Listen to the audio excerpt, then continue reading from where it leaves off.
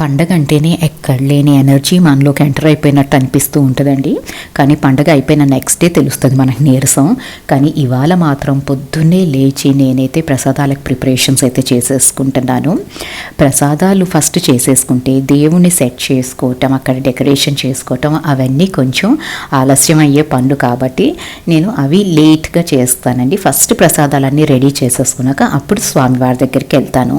So సింపుల్గా ప్రసాదాలు అయితే మోదకాలు, ఉండ్రాళ్ళ కుడుములు, పులిహోర, గారెలు, పానకం ఇవన్నీ చేసేసుకొని స్వామివారి పూజ ఫినిష్ చేసుకున్నాక నాకు ఇవాళ డబుల్ బొనాన్జా అండి.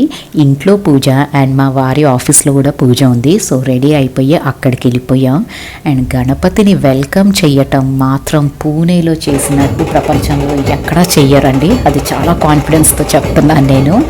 Beautiful way of welcoming Ganapati. And ఇక్కడ కూడా పూజ ఫినిష్ చేసుకొని ఇంటికి వచ్చేసాం.